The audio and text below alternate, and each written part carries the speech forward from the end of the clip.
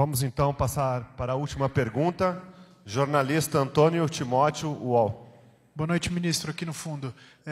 Ministro, eu queria saber o que falta para a formalização da indicação do deputado Eduardo Bolsonaro ao cargo de embaixador brasileiro nos Estados Unidos.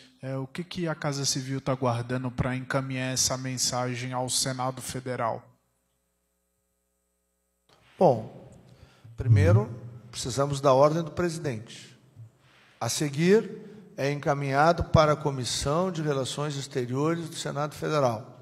E depois vai para o plenário do Senado Federal.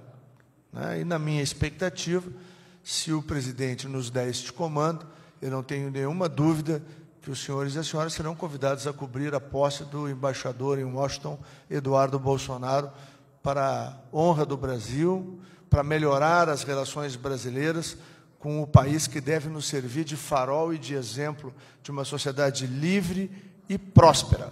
Podíamos lembrar, por exemplo, que há 200 e poucos anos atrás, o Brasil era muito mais rico que os Estados Unidos. O que é mesmo que aconteceu lá, que não aconteceu aqui?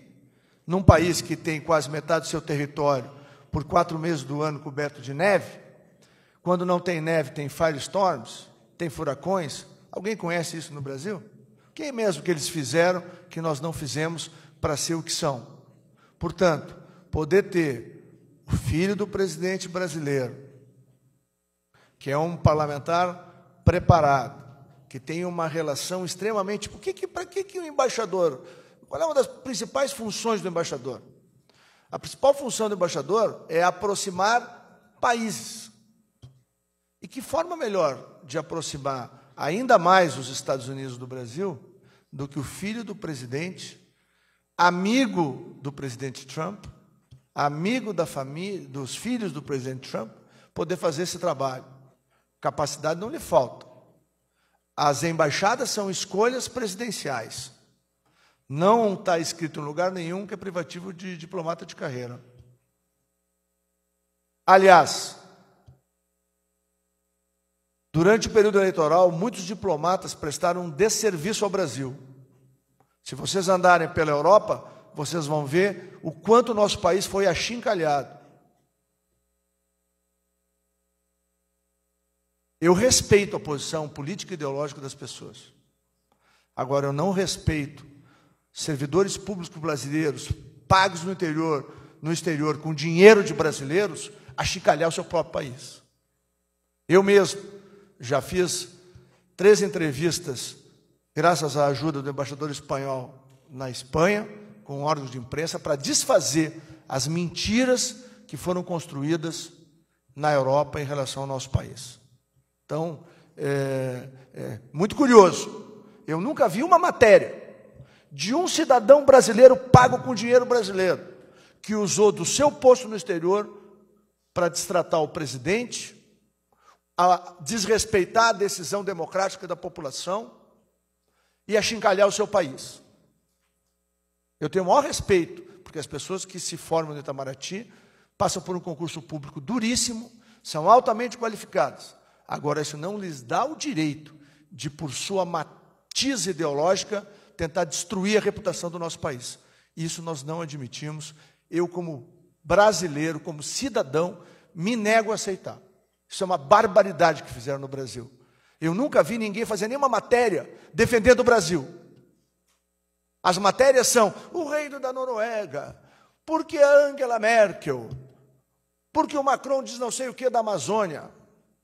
Vamos brincar com a internacionalização da Amazônia, para descobrir o dia que o comando de guerra na selva vai ter que botar em prática o que eles me ensinaram há 7 anos atrás. Deputado, nós não temos como impedir uma invasão estrangeira no Brasil diante da internacionalização possível da Amazônia. Agora nós treinamos e nos preparamos para que, se eles entrarem aqui, daqui eles não saem. Ali eu vi o amor pelo Brasil que muitos e muitos servidores de embaixadas brasileiras, particularmente na Europa e Estados Unidos, deveriam professar e não professaram. Eu acho um desrespeito ao dinheiro dos impostos, que os sustenta com regalias com automóveis, festas com bom uísque, e o país deles achincalhado apenas porque o povo brasileiro contrariou a sua posição ideológica. Eu não vi ninguém fazer matéria sobre isso. Agora, a escolha de alguém que tem uma relação pessoal com o presidente mais poderoso do mundo, por que isso é um erro? Eu acho que não. Acho que é um gol de placa do presidente Bolsonaro. E eu tenho certeza, que na próxima manifestação popular que houver no Brasil, a população, assim como pediu reforma da Previdência, assim como defendeu o ministro Sérgio Moro, vai defender sim Eduardo, embaixador em Washington. E o presidente tem um compromisso: tornar esse grande país uma grande nação. Mesmo os que são contra nós, lá na frente, vão agradecer o trabalho que o presidente Bolsonaro faz e fará nos próximos anos. Porque o país que nós vamos ter daqui 2 ou 3 anos será um país onde haverá oportunidade para todos. E será um país que a gente pode ver no presente com segurança e olhar para o futuro, para quem é pai, para quem é mãe, sem nenhum medo de ver que tem futuro para os seus filhos. O Eduardo fará parte da construção disso, numa aliança com um país que só tem coisas boas para nos dar. Os seus exemplos, os seus princípios, os seus valores. E, por fim, a mais forte economia ocidental do planeta, que tem muitos investimentos para fazer no Brasil e gerar milhões de oportunidades, muitas vezes que serão ocupadas por quem hoje os critica. Então, nós não temos medo de combate. Nenhum de nós que está aqui tem medo de desafio. Nenhum de nós que está aqui tem medo de confronto.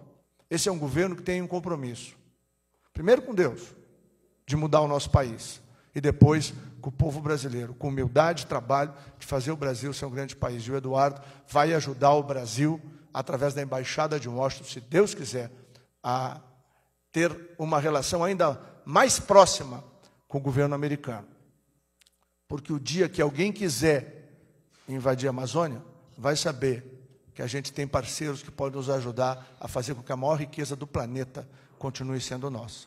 A Amazônia nasceu verde e amarela e vai continuar sendo.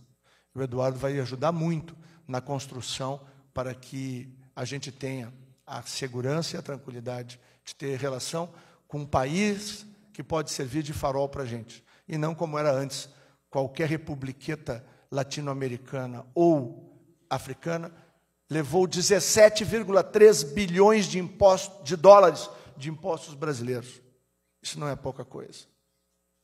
A UTI que não funcionou, o oxigênio que faltou, o medicamento de uso contínuo que não foi entregue, se deveu ao que o PT fez. Pelo viés ideológico, tomou 17,3 bilhões de dólares dos brasileiros e entregou para países que já nos devem 2,4 bilhões de dólares de impostos dos brasileiros e brasileiras. O Eduardo não vai lá para fazer isso. Se o Eduardo for para fazer isso, é para trazer o dinheiro deles para investir aqui. Porque aqui é um bom lugar para investir. Então, me perdoem, mas eu senti falta das matérias condenando aqueles que destruíram a reputação do nosso país, apenas por ter uma diferença ideológica.